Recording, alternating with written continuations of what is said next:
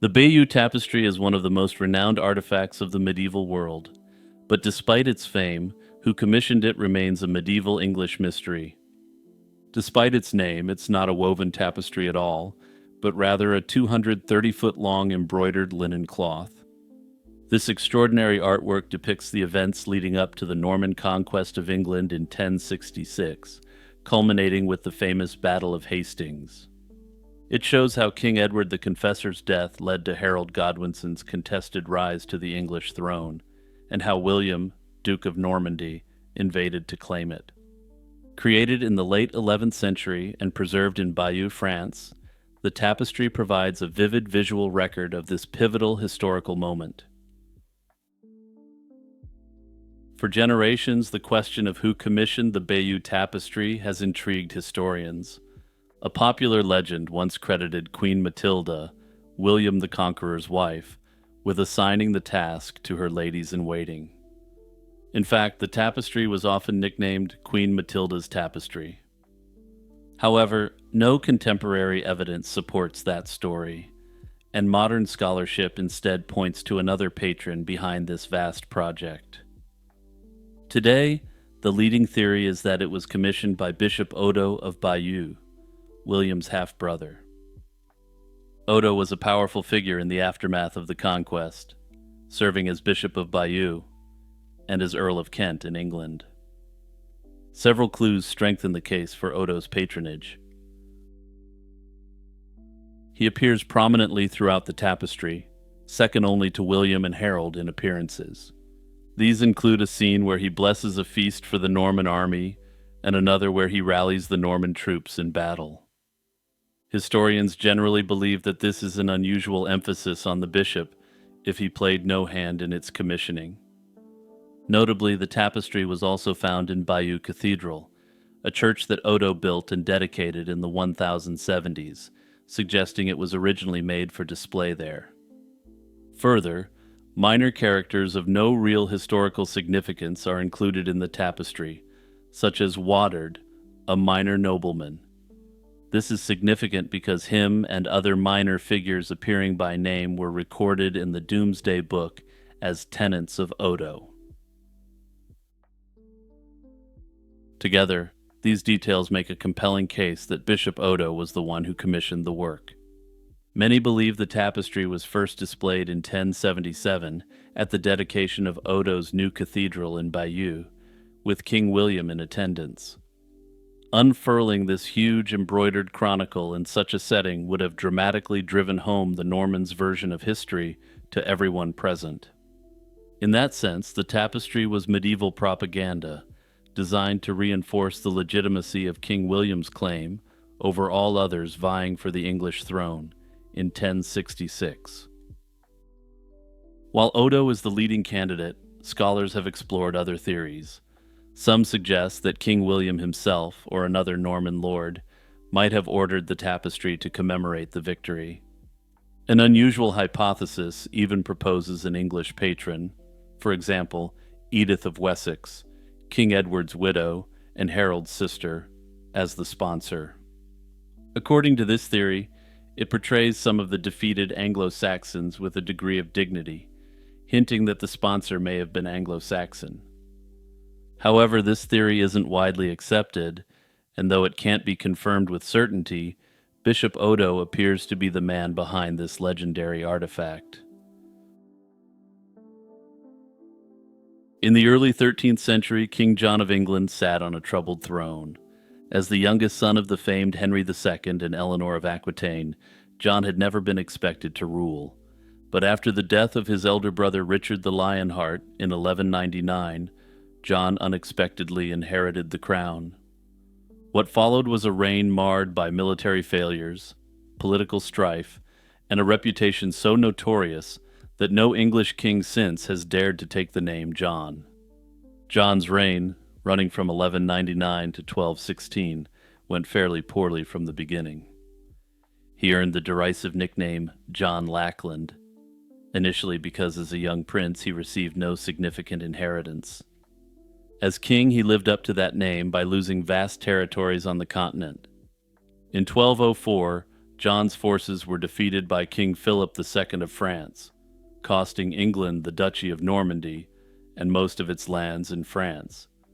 This loss not only damaged royal prestige, but also sowed resentment among John's vassals. Many of them held estates on both sides of the Channel, and to put it mildly, they weren't happy to lose their wealthy continental holdings. These upset vassals would spark the chain of events that would lead to King John losing a vast sum of wealth under mysterious circumstances, just days before his passing. John's response to his losses on the continent was to tighten his grip on England. He levied harsh taxes and fines to fund attempts at reconquest and to fill his treasury, breeding further discontent. King John's personality did him no favors, and medieval chroniclers and later historians alike describe him as volatile and vindictive. For instance, John was widely blamed for the mysterious death of his nephew Arthur of Brittany, a rival claimant to the throne. He fought bitterly with the Church, defying Pope Innocent III's choice for Archbishop of Canterbury and earning himself a papal excommunication in 1209. Although John eventually reconciled with Rome, what's clear is that this was a man who rarely saw a bridge he didn't want to burn. By the second decade of his reign, many of England's barons had reached a breaking point. John's military campaign to reclaim his French lands ended in a disastrous defeat at the Battle of Bouvines in 1214. This humiliation, coupled with years of excessive taxation, arbitrary justice, and John's perceived abuses of power, pushed the barons into open revolt. In June 1215 at Runnymede, facing armed rebellion, King John was forced to seal the Magna Carta, a charter of liberties imposing legal limits on his authority. This could have been a moment of reconciliation, but John had no intention of honoring the agreement. Within weeks he appealed to the Pope to annul the Magna Carta, and Pope Innocent obliged, declaring the charter null and void as John had been forced to sign it. John's actions plunged England into chaos, a phrase that could be applied at many points in his reign. The conflict known as the First Barons' War consumed the kingdom. John found himself fighting not just rebellious English barons, but also foreign invaders, invited by those barons. The rebels had offered the English crown to Prince Louis of France, hoping to replace John entirely. In May 1216, Prince Louis landed in England with troops and quickly occupied London and much of the southeast. At the same time, the Scots under King Alexander II invaded from the north. John's realm was closing in on him from all sides. By late 1216, King John's situation was becoming increasingly desperate, setting the stage for one of England's great historical mysteries. In the second week of October 1216, John had established himself at the port of King's Lynn in Norfolk. There he replenished supplies and presumably planned his next moves. His ultimate goal was to regroup with his forces in the north-central part of England. To do so, John needed to travel westward from King's Lynn back toward Lincolnshire.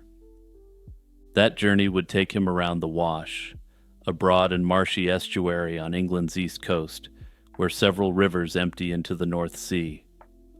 The Wash was notorious for its fast-rising tides and treacherous mud flats. Local people knew well to respect its rhythms. A traveler who mistimed the crossing or strayed from the safe paths could be swallowed by mud or cut off by the tide. On October 12th, 1216, King John made a fateful decision. He set out from King's Lynn heading northwest toward the Abbey of Swineshead in Lincolnshire, where he intended to spend the night. The king himself took a longer inland route that looped around the estuary. But in order to save time, John ordered his heavy baggage train to take a more direct route across the mouth of the Wash. The wagons, pack horses, carts carrying his treasure, the crown regalia, his portable chest of coins, important documents, and other valuable supplies were all put on this path. It was a known route at low tide, and royal guides were confident they could lead the convoy safely over the sandy estuary floor from one side to the other.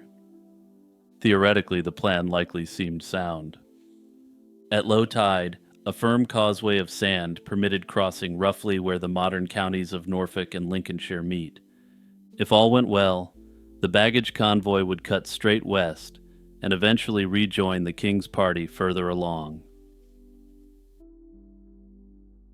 Like many things in John's life, all did not go well.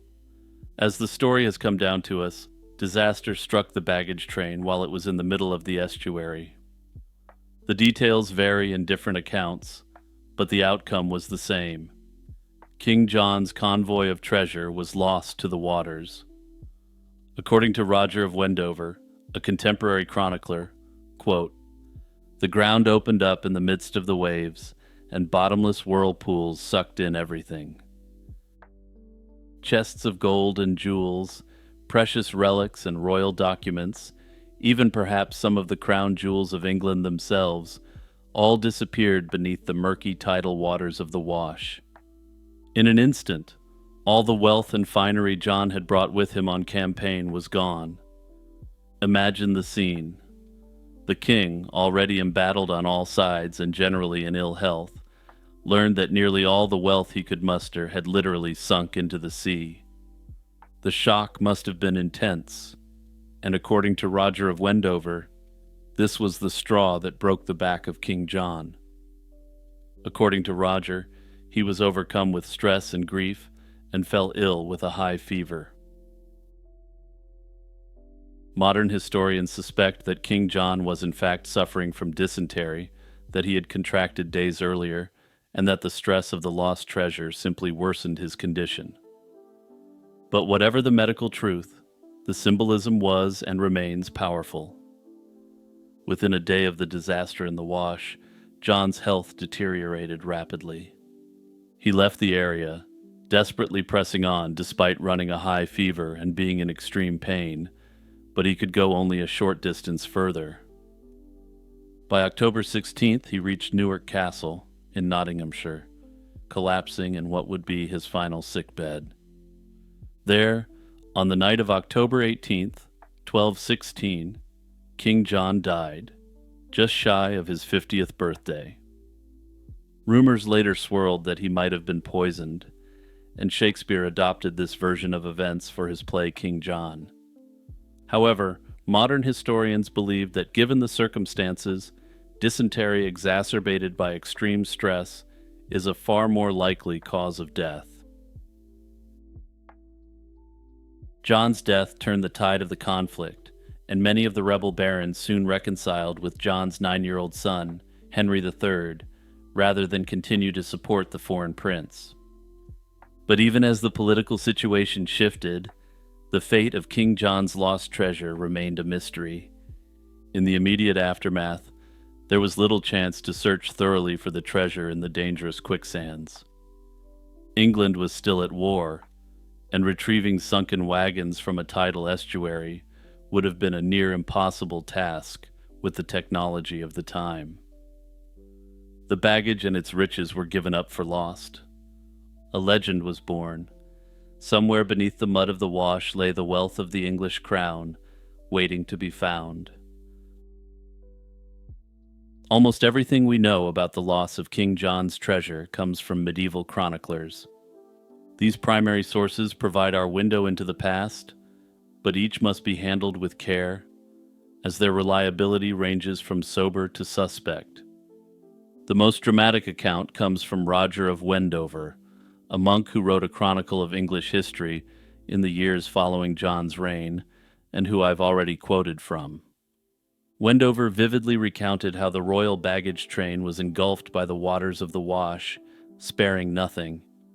It is Wendover who paints the picture of whirlpools and quicksand consuming the treasure, and who suggests that none of the men even survived to carry word to the king. This account implied that King John had to go out and observe that his entire baggage train was gone, creating a dramatic scene. Such a complete disaster had a literary ring of divine retribution, almost as if the very land rose against a villainous king. Yet not all contemporary observers agreed on the scale of the calamity. Another chronicler, Ralph of Coggeshall, also mentioned the incident but in a more tempered tone. Coggeshall Abbey was in Essex, not far from the region, and Ralph's account suggests that the loss, while unfortunate, was not as all-encompassing as Wendover claimed. According to this chronicler, some of the wagons and goods were indeed lost in the rising tide. However, his description implies it wasn't the entire baggage train, and likely not the literal crown jewels themselves lost to the event. This more measured report has led historians to believe that Wendover, and those who followed his lead, may have exaggerated for effect. It wouldn't be unusual. Medieval chroniclers often dramatized events, especially when it concerned a king with as bad a reputation as John. Writers of the era generally disliked John for his clashes with the church, or with the nobility, or with foreign rulers. Thus, they might have seen the hand of God in the sudden drowning of his riches. They turned the story into a moral lesson of hubris punished. Between these accounts and a few brief mentions in other sources, the truth probably lies somewhere in the middle. Yes, King John's baggage caravan met with an accident crossing the Wash, and some items were lost. But it likely wasn't the total loss described, as Roger of Wendover's account appears to be intended to be read as the morally just ending of the nefarious King John. Over the ensuing centuries, the lost treasure of King John grew into an enduring historical mystery. Historians, archaeologists, and treasure hunters alike have been tantalized by the question, what really happened to King John's treasure, and could it ever be recovered? Many theories have been proposed, some grounded in research and others edging into the realm of legend. One line of inquiry has focused on pinpointing the exact route of John's baggage train and the location in the Wash where it met its fate. The geography of the area has changed vastly since the 13th century, as rivers have shifted course and land has been drained for agriculture. Numerous attempts were made to locate the treasure throughout the 19th and 20th centuries, but if anything was ever found, no one went public with their bountiful booty. In recent years, technology has given treasure seekers new tools. In 2015, researchers used LiDAR to scan the Wash and reconstruct its medieval coastline, trying to visualize the tidal channels as they were in John's day. The idea is that if we can figure out where the crossing was, treasure hunters might narrow down areas where remnants of the lost baggage could lie. Small digs have been conducted based on findings, but as yet nothing has turned up. The content of the lost treasure itself has invited much speculation. Some historians argue that by the fall of 1216, John's treasury was likely nearly empty. He had spent huge sums hiring mercenaries and trying to defend his throne, so perhaps the baggage train carried more personal effects and remaining regalia than actual chests full of coin. We do know, as mentioned, that John had a collection of priceless jewels and family heirlooms. One particularly intriguing object that might have been in John's baggage is the Sword of Tristan, a sword associated with Arthurian legend and one of the crown jewels of England. Notably, the sword was later reconstructed sometime after 1216, leading some to believe that it was lost during this event. Notably, some later legends sought to embellish further on Roger of Wendover's account, likely to underscore the concept of King John losing divine favor. In these versions of events, the royal regalia lost even included the physical crown of England, the physical embodiment of the king's authority and supremacy. There's absolutely no evidence for this having had occurred, but it does add a further dramatic flair to the story, hence why it may have gotten added to the tale over the years. Hey everyone, it's Jimmy here, just reminding you to hit that like button, subscribe, and also turn on all notifications. Remember to check out my alternative channels for more content related to present-day unsolved mysteries and true crime. Also, big shout out to all my supporters and patrons. Remember, if you want to take your support to the next level, click the link below and you could help out for as little as $2 a month.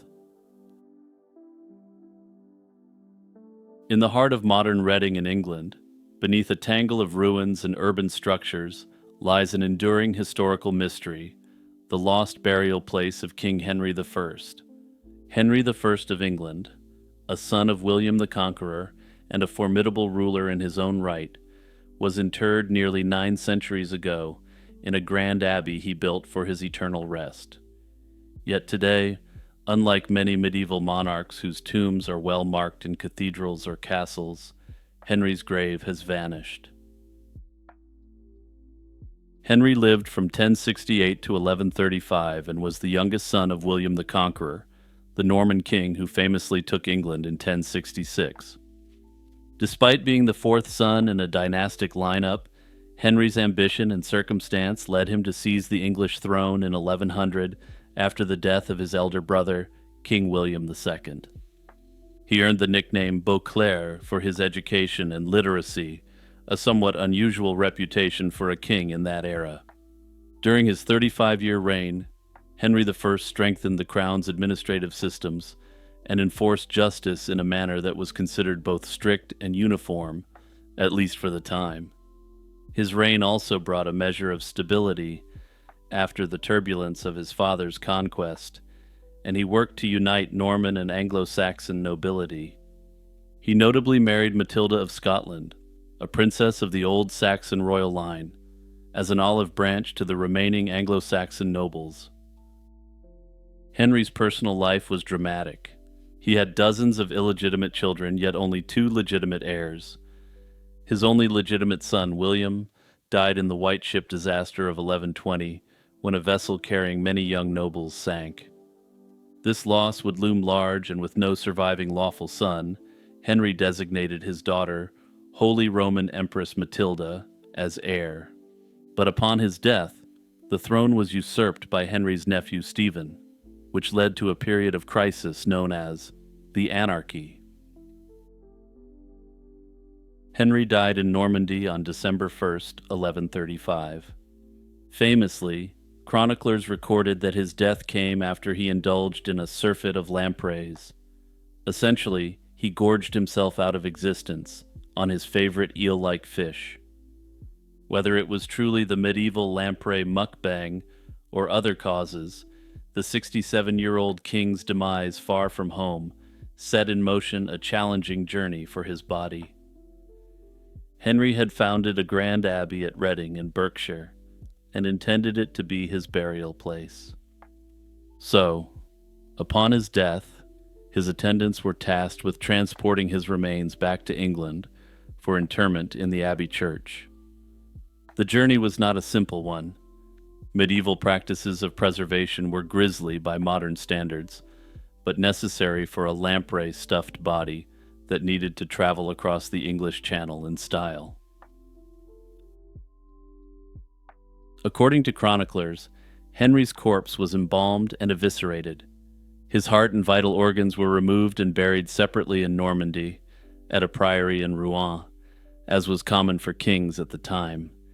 His body was treated with salt and wrapped in animal hides to slow decomposition. Even so, the tales say the corpse began to smell so badly that one of the men charged with preparing it died from the foul fumes. To make matters worse, stormy winter weather delayed the crossing. Henry's body waited in the Norman port of Caen for weeks until the seas calmed. It was only around Christmas 1135 that a ship carrying the king's remains finally set sail for England. When Henry's body arrived on English shores, it was met by his loyalists, including his nephew Stephen, who had quickly moved to claim the crown for himself in the political vacuum. The body was brought in a somber procession to Reading Abbey, the very monastery Henry had established years earlier in 1121. There, on January 3rd, 1136, King Henry I was laid to rest with all the ceremony the medieval church could muster. The burial was a grand affair. The Archbishop of Canterbury and multiple bishops were present, rich offerings were made at the altar, and alms were distributed to the poor in the king's memory. An effigy of Henry, dressed in royal regalia, was displayed above his coffin during the rites. In the years after Henry's burial, Reading Abbey flourished as a spiritual center and as a prestigious royal mausoleum. Other members of the royal family were buried in or around the Abbey church, eager to rest near the tomb of a king. The Abbey's stature and the sanctity of housing a great king's remains made it a favored site for royals and nobles to pray, donate wealth, and seek burial for generations. For 4 centuries after Henry I's funeral, anyone visiting the high altar of Reading Abbey would have been at the very spot where the king was buried. A medieval pilgrim or courtier might have seen a monument or tomb marker honoring Henry's grave. But today, if one searches for Henry's tomb, there's nothing visible beyond a somewhat minimalistic historical plaque affixed to a fragment of ruined wall in the Abbey ruins. This begs the question, what exactly happened to this influential English king's tomb? The answer lies in the tumultuous events of the 16th century. In the 1530s, Henry VIII famously broke from Rome and led the dissolution of the monasteries, a sweeping secularization effort. In 1539, Reading Abbey was formally dissolved under this campaign.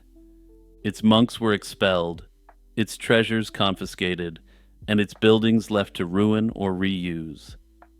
In a grim footnote, the last abbot of Reading, Hugh Farringdon, was hanged, drawn, and quartered for resisting Henry VIII's efforts. With the Abbey's dissolution, the maintenance of Henry's tomb came to an end. Worse, the site became a target for looters and opportunists. Fixtures were stripped for their materials, and graves that once would have been sacred were now seen as sources of valuables. According to later accounts, Henry's grave did not escape this fate. A legend holds that the king had been buried in an expensive silver-lined coffin, and during the mid-16th century, the derelict Abbey church was scavenged by treasure seekers. Any remains of the king inside could have been scattered or perhaps accidentally reburied under the crumbling abbey. By the late 16th century, the once magnificent church was a roofless shell, and over time its stones were carted off for other building projects. Without a community of monks to protect it, or anyone to preserve the memory, Henry's burial site became a forgotten spot among weeds and ruins. A large county jail was constructed in the vicinity of the Abbey's east end in the 1840s, and a school and later an orphanage were built near or on the old Abbey grounds. The traditional historical consensus as to where Henry's remains are is straightforward. Henry was definitely buried at Reading Abbey, in front of the high altar of the Abbey's church. So the mystery isn't that we don't know where he was buried, it's that we don't know where that burial spot is now, or if anything is left of it. Over the years, scholars have pieced together the likely layout of Reading Abbey's church from old plans and limited excavations. Using these, they can pinpoint where the high altar once stood. However, because later buildings covered the area, there's debate on the precise alignment of the medieval church with today's landscape. In recent years, the mystery of Henry's burial place has drawn renewed attention, especially following the dramatic find of King Richard III's skeleton in 2012. If one lost king could be located under modern pavement, why not search for another? In 2015 and 2016, ground-penetrating radar was used in a parking lot around the Reading jail, and the results ended up showing potential grave-like anomalies. Unfortunately, a large portion of the findings ended up being under the jail itself and under a local school, providing significant complications to any attempt to dig. Prince William, the Duke of Cambridge, and a descendant of Henry I, came out to visit the site and lend his support for any future dig. However, as of 2025, despite this support, the site has yet to be excavated, and the body of King Henry has yet to be given a proper reburial. The Palace of Placentia was a famous Tudor royal residence by the River Thames, and was a favorite of Henry VIII and the birthplace of future queens Mary and Elizabeth. It was here, in the summer of 1553, that King Edward VI spent his final days before succumbing to illness, under circumstances that historians debate to this day. Edward was born on October 12, 1537, the son of King Henry VIII and his third wife, Jane Seymour. He was the long-awaited male heir for whom Henry VIII had broken with the Catholic Church. His birth sparked high hopes for the Tudor dynasty, but tragedy struck early, and Edward's mother Jane died just 12 days after his birth. As Henry's only legitimate son, the young prince was doted upon by his father and the court. Thankfully, we have a visual representation of King Henry's hopes for the child. In this painting from 1538, by Hans Holbein the Younger, the future king is depicted holding a golden rattle, intended to evoke the imagery of his father's royal scepter. The Latin inscription both glorifies Henry VIII and wishes that Edward will surpass the glory of his father in all things. In January 1547, when Edward was only 9, Henry died, and the boy ascended to the English throne. Because of his youth, a regency council was appointed to govern until he came of age. Edward's uncle, the Duke of Somerset, took charge as Lord Protector, ruling in the king's name. Somerset advanced Protestant changes that aligned with Edward's own devout zeal, but his regime faced economic woes and unrest. In 1549, Somerset was ousted by John Dudley, Duke of Northumberland, who then controlled the government. Although Edward grew more assertive in his mid-teens, this duke remained the chief power behind the throne. Despite his age, Edward wasn't a passive figurehead, at least in his teen years. Contemporary accounts suggest he took an active interest in affairs of state, especially religious policy. He was fiercely Protestant and intent on continuing his father's break from Rome, even if that meant pushing further than his father had. Edward's reign lasted only 6 years, 1547 to 1553, but it was pivotal in steering England toward Protestantism.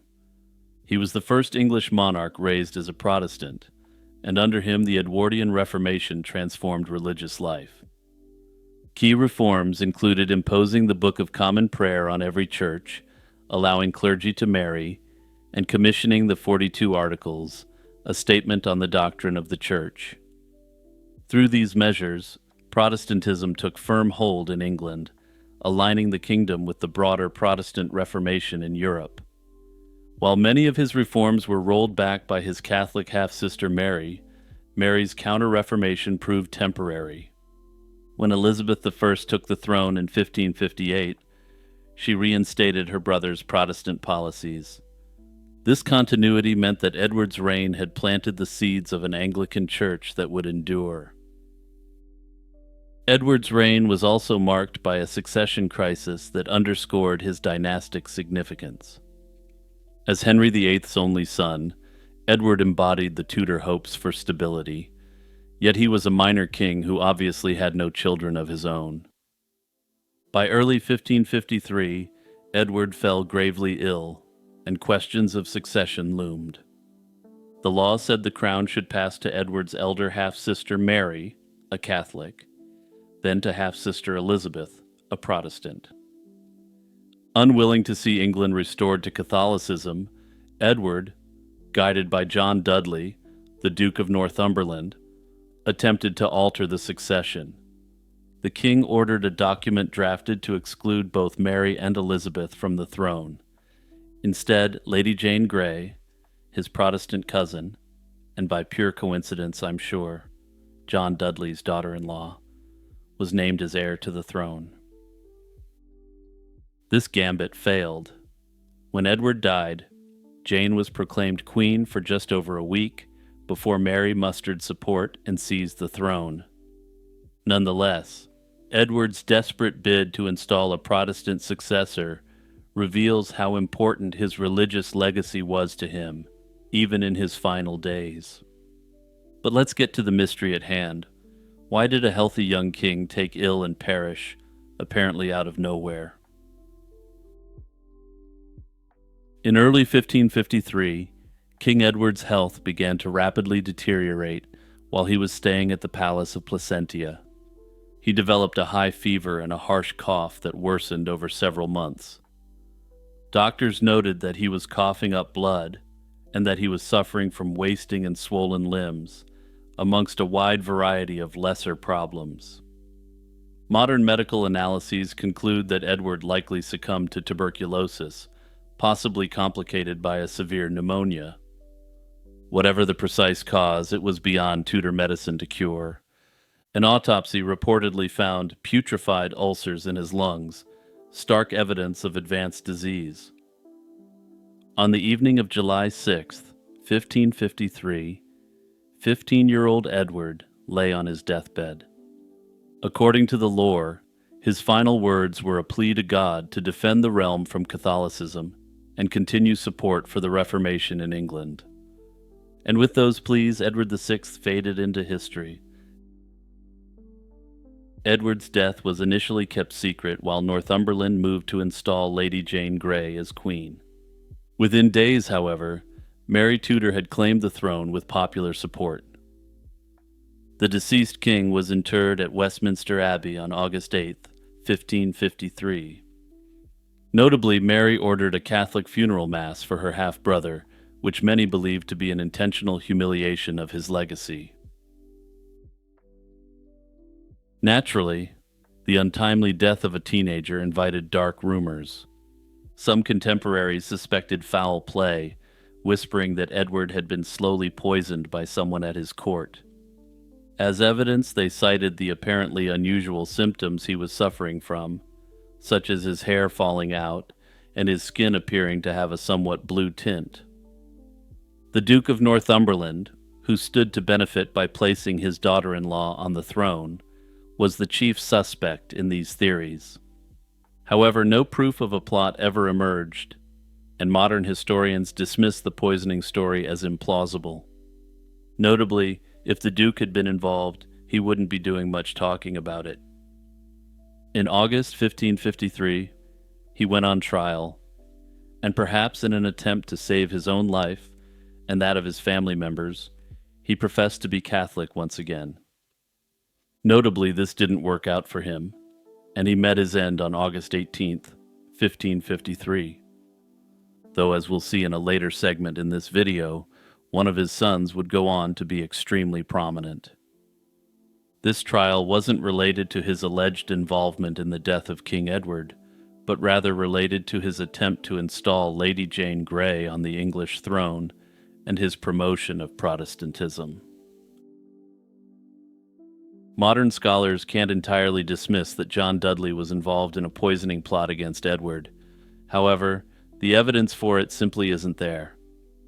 Notably, at the time, medicinal treatments often did more harm than good, and the symptoms seen by Edward near the end are thought to have been a result of imperfect Tudor medicine. It's more likely that the aggressive treatments given to Edward, which could have included toxic substances like mercury or arsenic, inadvertently worsened his condition. The consensus today is that Edward likely died of tuberculosis, exacerbated by the common medical treatments of the time.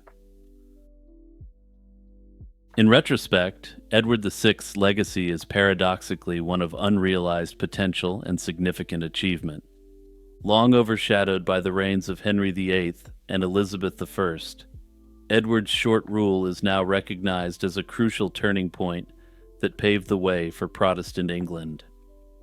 The liturgical and doctrinal changes he set in motion permanently altered the Church of England.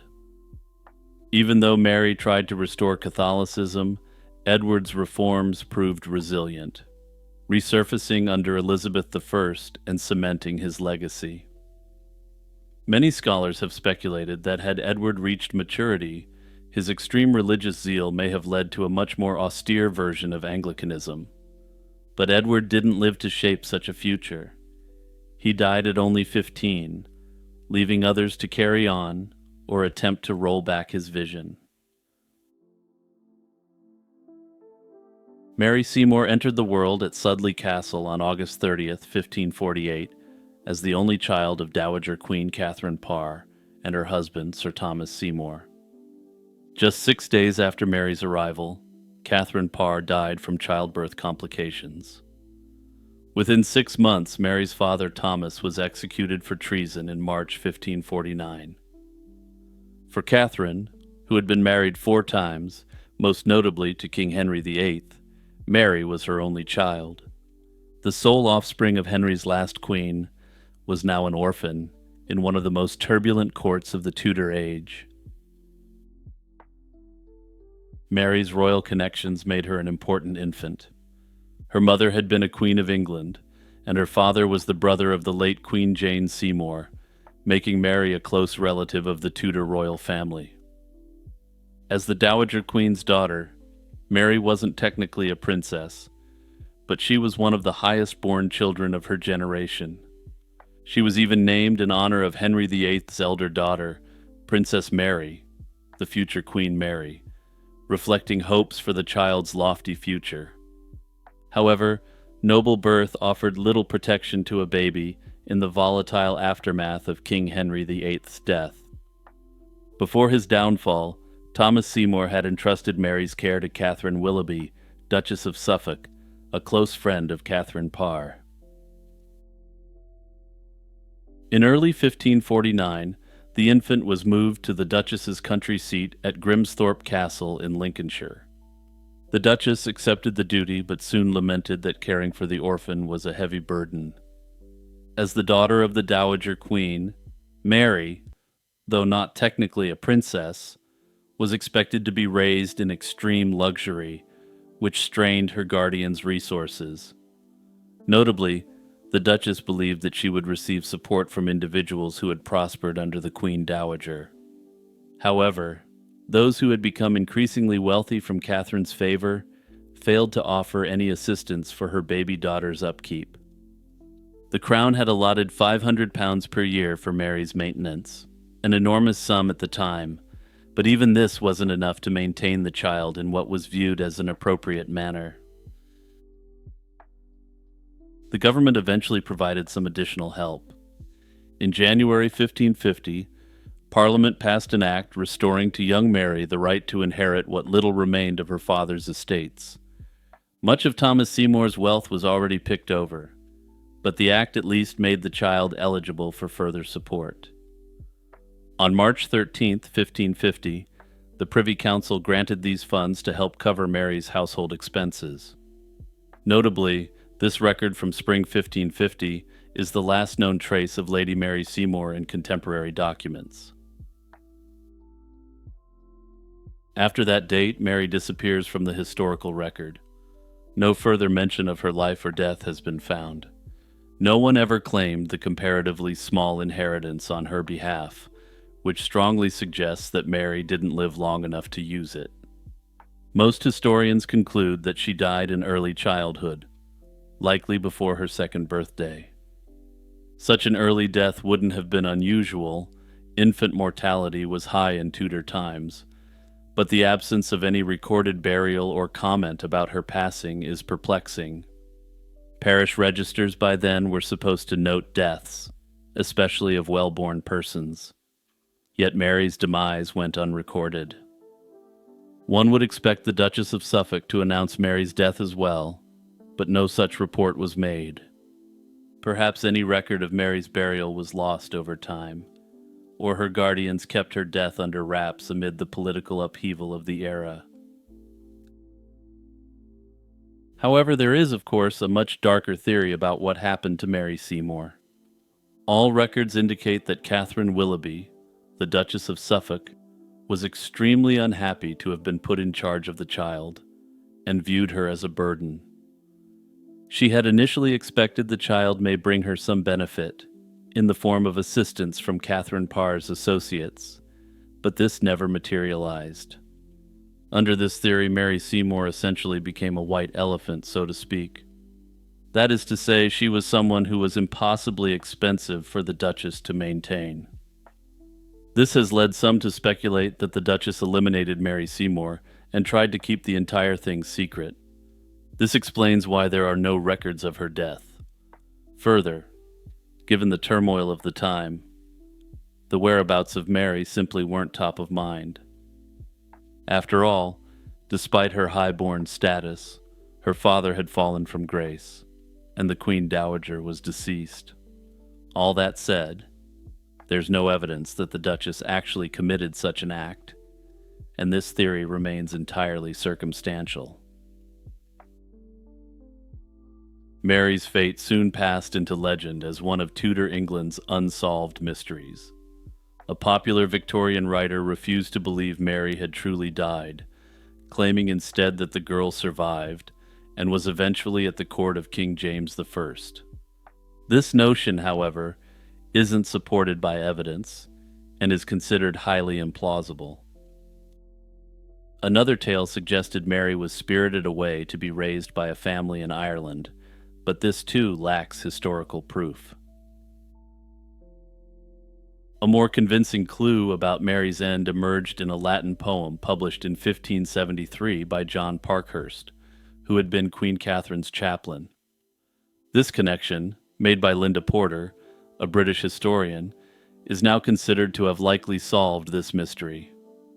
The poem is an epitaph mourning a child whom her queenly mother bore at the cost of her own life, and who now rests under a marble stone after a brief life. The verse doesn't name the child, but this is strongly believed to be a reference to Mary Seymour. Notably, if this was the case, there's the potential that her remains may be found on the grounds of Grimsthorpe Castle. That said, there have been numerous changes to the site over the course of the intervening centuries, and it appears that this mystery may never be conclusively solved. Hey everyone, it's Jimmy here, just reminding you to click that like button, subscribe, and share this video with your friends and family. Also, if you like this video, be sure to check out my channel for dozens more hours of historical content. Love's Labour's Won is a Shakespeare play that history forgot, a comedy known only by name, with no surviving script. We don't know much about this piece of Shakespearean lost media, but what we do know provides a few tantalizing clues. The existence of Love's Labour's Won is documented by Shakespeare's contemporaries. The first reference comes from a London writer named Francis Mears. In his survey of Elizabethan literature, Mears praises Shakespeare and lists several of his comedies by name, including Love's Labour's Won. All the other plays Mears mentions are familiar works still performed today, which makes the disappearance of Love's Labour's Won especially intriguing.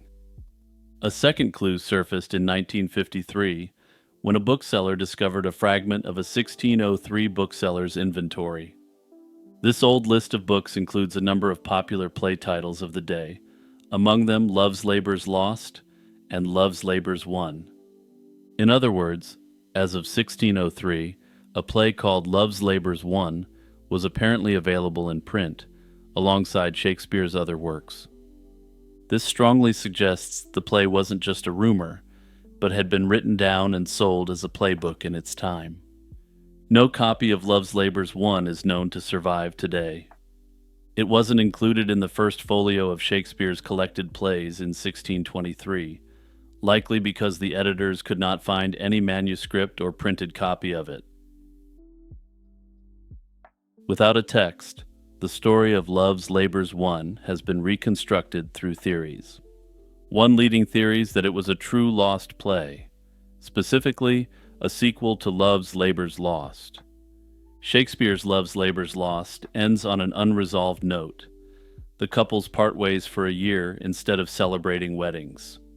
This unusual ending practically invites a continuation, where the labors of love are finally won after the promised year.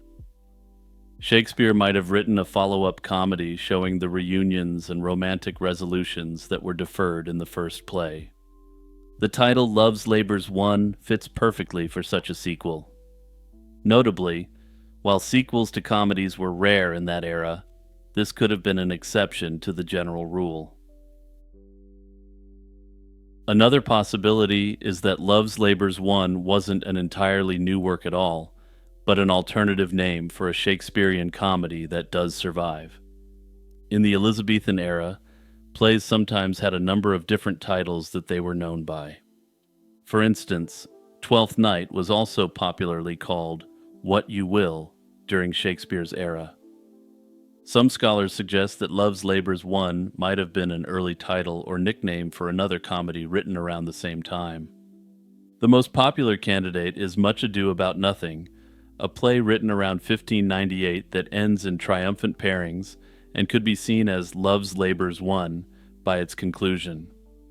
Notably, Much Ado About Nothing was not listed by Mers in 1598, which could make sense if it was referenced under a different title.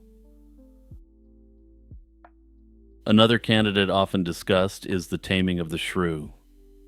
This comedy existed by the 1590s and was conspicuously absent from Mers's list, which once led to speculation that Love's Labour's Won was referring to the shrew.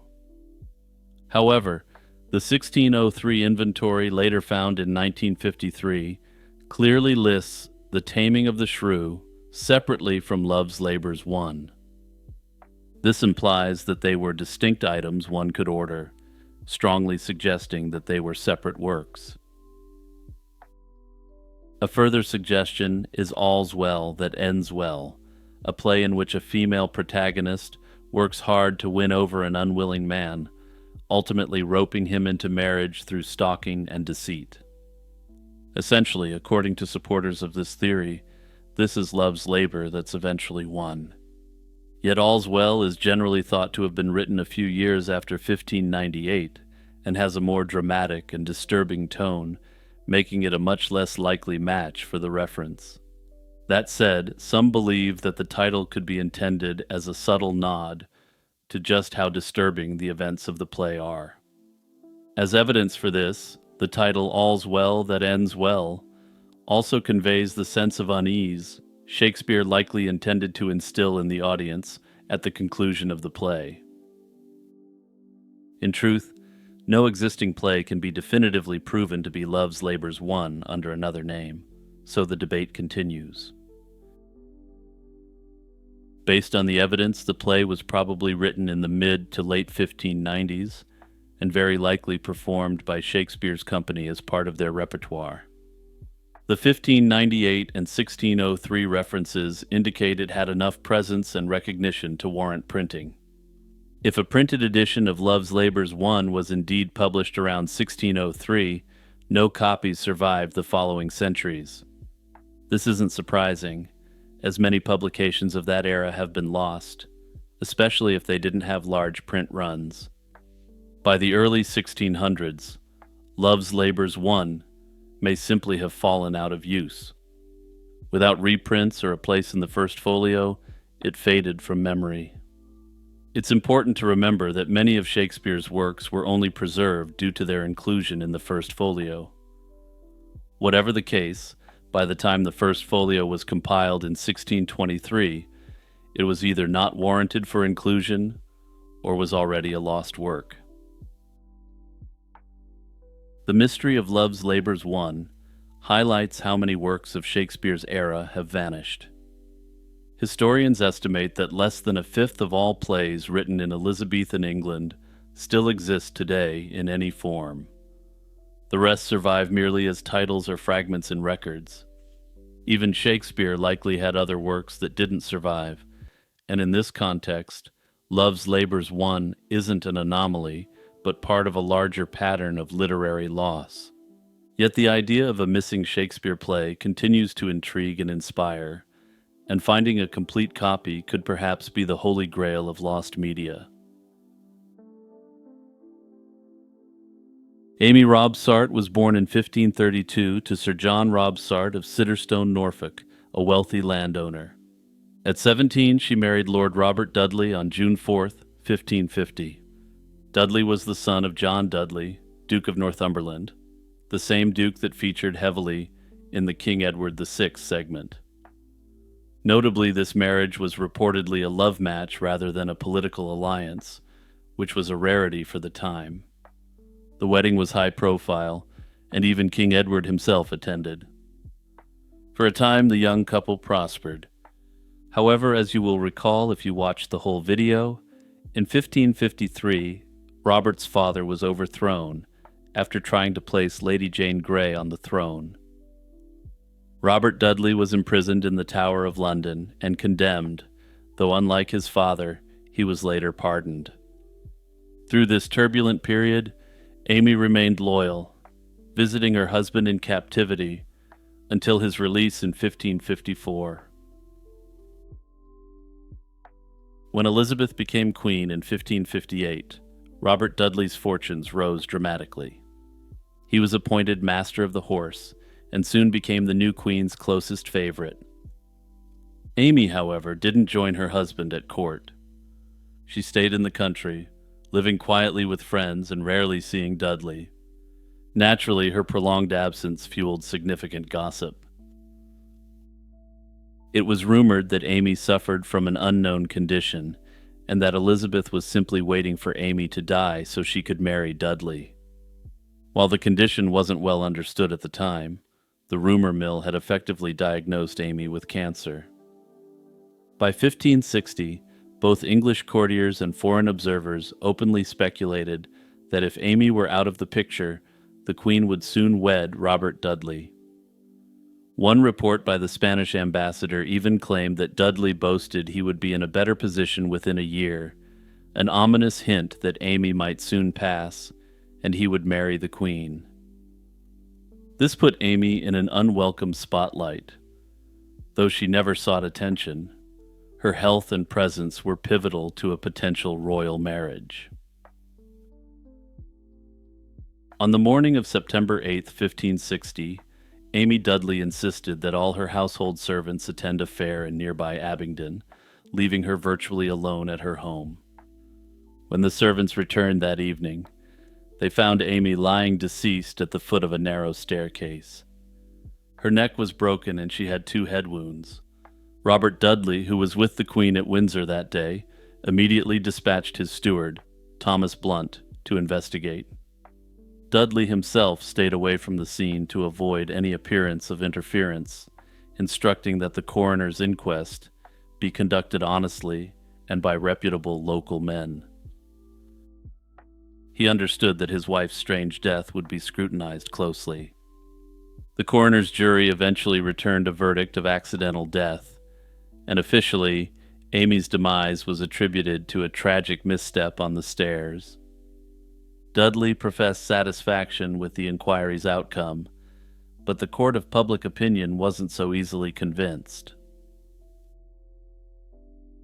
Almost immediately, whispers of foul play surrounded Amy Robsart's death. Many contemporaries found the accident explanation hard to accept. The staircase Amy fell from had only a few steps, casting doubt on how it could prove fatal. Aside from her head wounds and broken neck, her body showed little sign of the bruising one might expect from a severe fall.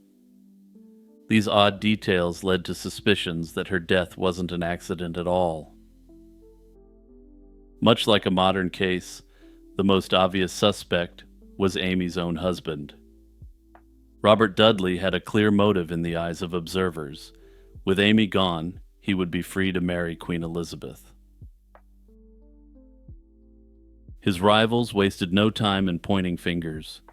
Rumors swirled that Dudley or his agents had orchestrated Amy's slaying to clear his path to the throne. The Spanish ambassador reported scandalous talk that the Queen herself might have connived at removing a barrier to marrying Dudley. Though no evidence linked Dudley to wrongdoing, people noted that he stood to benefit from his wife's absence. Over the years, other theories emerged. Some have speculated that Queen Elizabeth's chief advisor, William Cecil, secretly arranged Amy's death to ensure Dudley would never become too powerful by marrying the Queen. This theory is based on Cecil's political motive and some circumstantial hints, but no solid proof. Another suggestion is that Amy Robsart might have done it to herself. It was quite obvious to absolutely everyone that her husband had caught the eye of one of the most powerful people of her era, a fact that likely weighed on Amy. Indeed, one of her servants testified that Amy had seemed severely depressed prior to her death. However, most historians find this theory unconvincing, as it would have been a shocking act in a deeply religious era, and choosing a short flight of stairs as the method seems unlikely. That said, some point to this unusual and unlikely method, paradoxically as more proof of this method, simply because it didn't appear that she did it herself. Notably, some have speculated that she was suffering from cancer that had metastasized into her neck. Under this theory, her neck may have broken from a relatively minor fall down the stairs due to the cancer having literally eaten away part of her spinal column. Amy's death had major political ramifications. In the wake of the scandal, Queen Elizabeth knew she could never safely take Robert Dudley as her husband, regardless of the circumstances of her passing. The cloud of suspicion over Amy's demise made such a marriage impossible without courting public outrage and instability.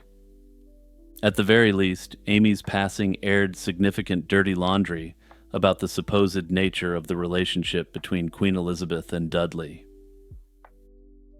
Dudley remained a prominent figure at court and Elizabeth's close friend, eventually being named Earl of Leicester, but his chance to become the Queen's consort was lost for good.